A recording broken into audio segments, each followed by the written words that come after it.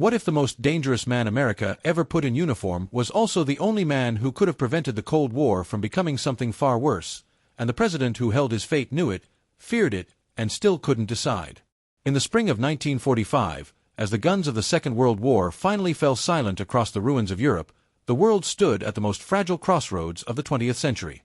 The Nazi war machine had been crushed, but in its place rose something older, darker, and far more calculating: the Soviet shadows stretching westward from the Elbe River, swallowing nations whole. General Dwight D. Eisenhower, Supreme Commander of the Allied Expeditionary Force, was already navigating the impossible politics of occupation, demobilization, and diplomacy with Joseph Stalin's forces.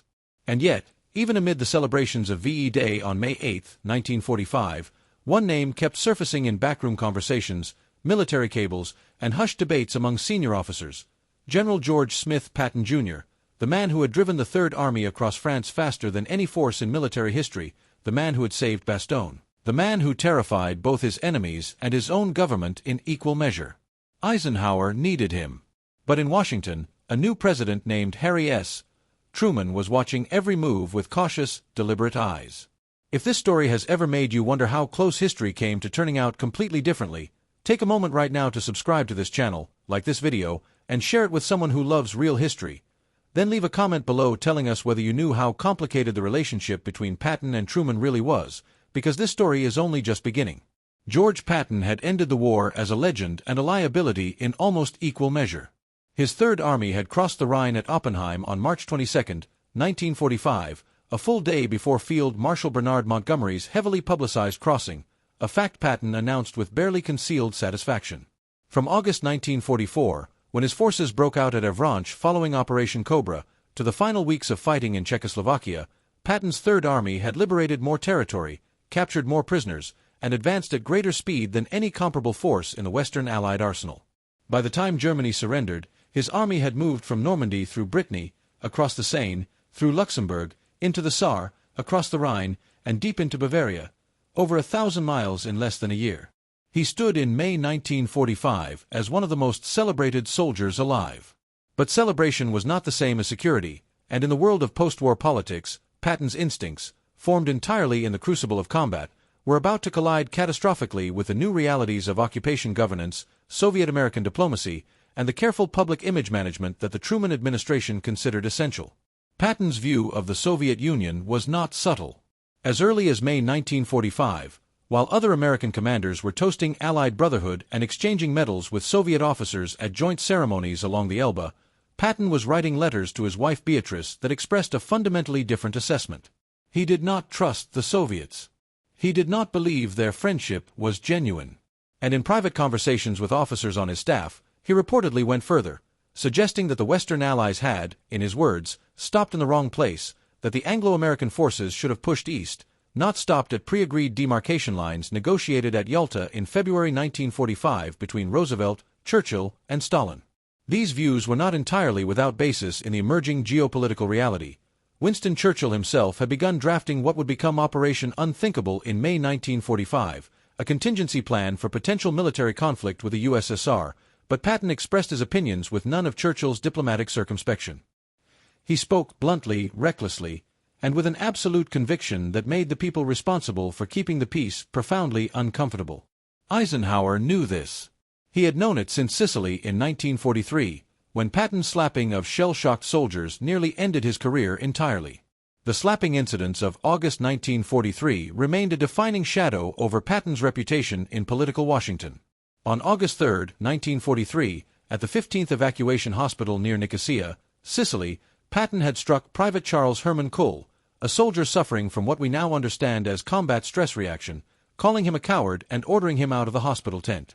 A week later, on August 10, at the 93rd Evacuation Hospital, he struck another soldier, Private Paul Gordon Bennett, with a glove in his hand, in a scene witnessed by medical personnel.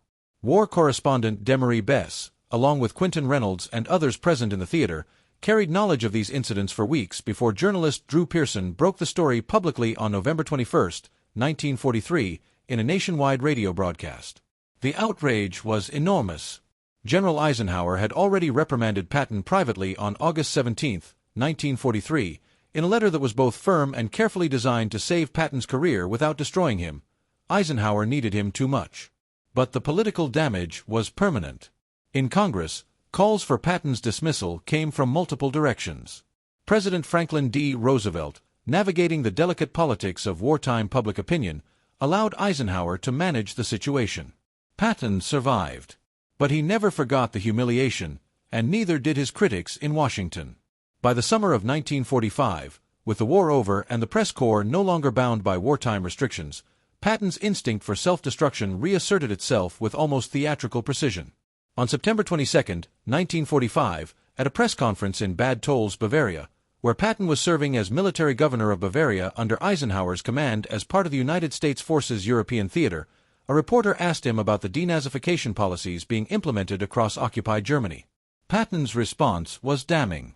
He compared the Nazi Party to the Republican and Democratic parties back home, suggesting that many former Nazis were simply people who had joined a political organization and that excluding them entirely from post-war reconstruction was administratively counterproductive. The remarks exploded across the American press instantly. The Jewish community, survivors of the Holocaust, veteran organizations, members of Congress, and editorial boards from coast to coast reacted with fury. Eisenhower summoned Patton to Frankfurt on September 28 and relieved him of command of the Third Army and the military governorship of Bavaria. He was reassigned to command the 15th Army, a largely paper organization tasked with compiling the official military history of the European campaign, a profound humiliation for a man who lived only for action and command. It was in this precise moment, October and November 1945, that the question of Patton's future became entangled with something far larger. Eisenhower, preparing to return to the United States to assume the role of Army Chief of Staff, knew that post-war Europe required the kind of iron-willed, operationally brilliant commanders who could manage both military readiness and the unpredictable behavior of Soviet forces probing the edges of Allied occupation zones. The Soviet Union under Stalin was not withdrawing into peaceful coexistence. Soviet pressure on Iran, Turkey, and Greece was intensifying. The occupation zones in Germany and Austria were generating daily friction. Poland had been effectively absorbed behind what Churchill, in his March 5, 1946 speech in Fulton, Missouri, would famously describe as an Iron Curtain. Eisenhower privately acknowledged that Patton, for all his catastrophic lack of political judgment, understood the Soviet military mind in ways that few American commanders did. In one of the most painful ironies of the post-war transition, the man America most needed to keep the Soviets from testing Western resolve was the same man whose public statements made him politically untouchable in Washington. Harry Truman had become president on April 12, 1945, following Franklin Roosevelt's sudden death at Warm Springs, Georgia, thrust without preparation into the most consequential leadership position on earth at the most dangerous moment in modern history. He was deeply aware of his own lack of military experience and was determined not to be manipulated by generals whose ambitions or personalities might destabilize his administration. Truman admired military competence, but he was, above everything else, a politician from Missouri who had spent years on the Senate Special Committee to investigate the National Defense Program, and he had seen, up close, how military egos could subvert civilian oversight. His relationship with Patton was one of cautious, arm's-length respect mixed with genuine apprehension. Truman knew what Patton was capable of on the battlefield. He also knew what Patton was capable of at a press conference.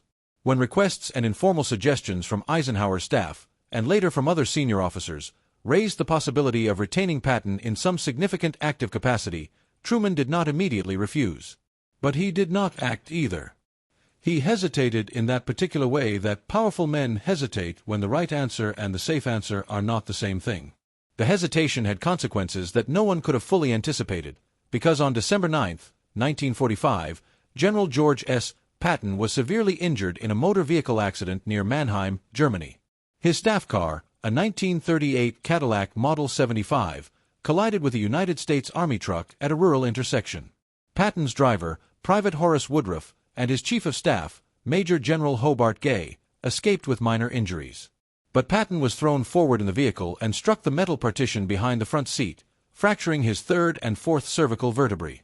He was paralyzed from the neck down. He was evacuated to the 130th Station Hospital in Heidelberg, where the neurosurgeon Lieutenant Colonel Paul Scheele directed his care. His wife Beatrice flew to Germany immediately. For 12 days, Patton lay in that hospital bed, the man who had once roared across continents now unable to move, surrounded by physicians, his wife, and the slow, terrible realization that he would not recover. On December 21, 1945, at 5:50 in the afternoon, General George Smith Patton Jr. died of pulmonary edema and congestive heart failure. He was 60 years old.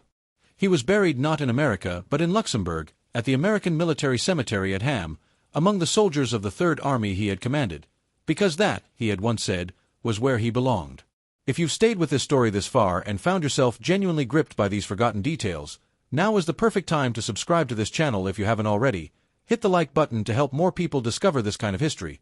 Share this video with someone who needs to understand what real leadership costs, and drop a comment below telling us what surprised you most. Because the next part of this story carries the full weight of what his death meant for the world. That followed. History does not allow clean conclusions, and the story of Eisenhower's need for Patton and Truman's hesitation is ultimately not a story about one man's death. It is a story about the terrible geometry of great decisions made at the intersection of individual character and historical necessity. Patton's absence from the post-war order did not cause the Cold War, that had structural roots far deeper than any single personality. But the qualities he embodied, operational ferocity, absolute intolerance for ambiguity, and a visceral, bone-deep understanding that the Soviet Union was not a partner but a competitor, were qualities that American strategy spent the next several years slowly, painfully learning to incorporate through other means, other men, and at enormous cost.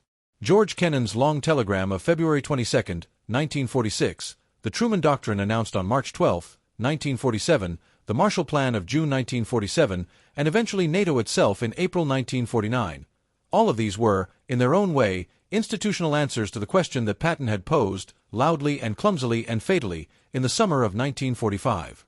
The question was never whether to fear the Soviet Union. The question was always how to make that fear strategic rather than reckless, calibrated rather than combustible. Patton could not do that.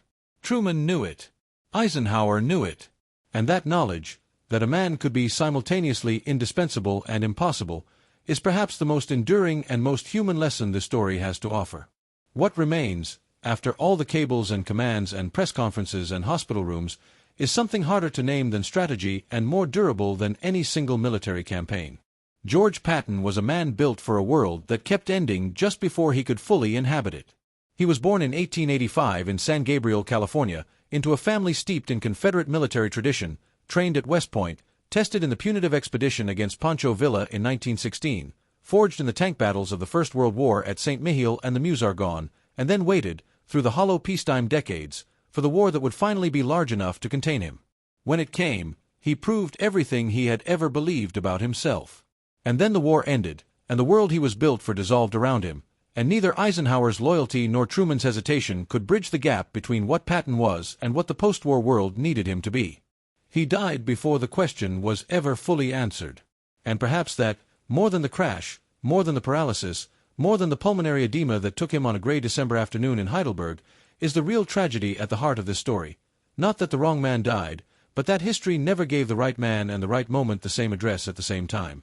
If this story moved you, challenged you, or taught you something you didn't know, please subscribe to this channel right now, like this video so the algorithm carries it to more curious minds, share it with at least one person in your life who deserves to know this history, and tell us in the comments below what detail hit you hardest, because stories like this one are exactly why this channel exists, and your engagement is what keeps them coming.